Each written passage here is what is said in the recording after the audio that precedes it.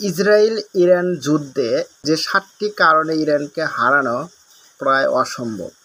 Number ১, Iran এমন একটি দেশ যার বেশিরভাগ অঞ্চল পাহাড় মরুভূমিতে ঘেরা।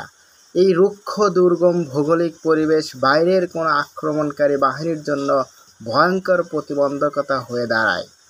ইতিহাসে দেখা গেছে অনেক বড় সাম্রাজ্য এই ভৌগোলিক জটিলতায় হেরে গিয়েছে।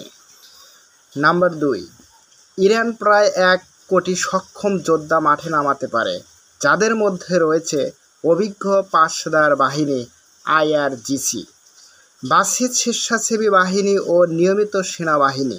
এদের মধ্যে অনেকেই যুদ্ধ অভিজ্ঞ এবং আদর্শবাদে উজ্জীবিত। নাম্বার ৩, ইরানিদের একটি বড় অংশ ধর্মীয় ও জাতীয়তাবাদী আবেগে উজ্জীবিত। ইমাম হোসাইনের আত্মত্যাগ, ইসলামী বিপ্লবের স্মৃতি এবং মাতৃভূমি রক্ষার ধর্মীয় দায়িত্ব, এই বিশ্বাসগুলো যুদ্ধে আত্ম উৎসর্গে অনুপ্রাণিত করে। আত্মঘাতী মিশনেও অনেকে প্রস্তুত। নাম্বার ৪, ইরান আজ মধ্যপ্রাচ্যের অন্যতম মিসাইল ক্ষমতাধর রাষ্ট্র। ২,০০০ কিলোমিটারেরও বেশি পাল্লার ব্যালিস্টিক মিসাইল, অত্যাধুনিক ড্রোন প্রযুক্তি এবং সশস্ত্র মিলিশিয়া গোষ্ঠীর মাধ্যমে তারা দূর থেকে শত্রুকে আঘাত করতে সক্ষম।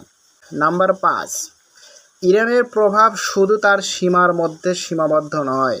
হিজবুল্লাহ লেবানন, হুতি ইয়েমেন, বিভিন্ন ইরাকি ও সিরীয় মিলিশিয়া গোষ্ঠী, এইসব বাহিনী ইরানের হয়ে ছায়াযুদ্ধে লিপ্ত। ফলে শত্রুপক্ষ একাধিক ফ্রন্টে যুদ্ধ করতে বাধ্য হয়।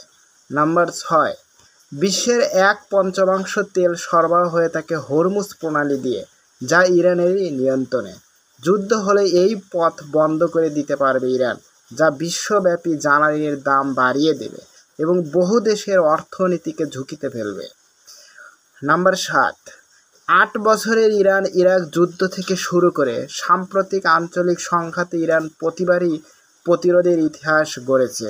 তারা দীর্ঘ যুদ্ধ চালিয়ে যাওয়ার মতো মানসিকতা, সম্পদ ও কৌশলগত বুদ্ধিমত্তা অর্জন করেছে।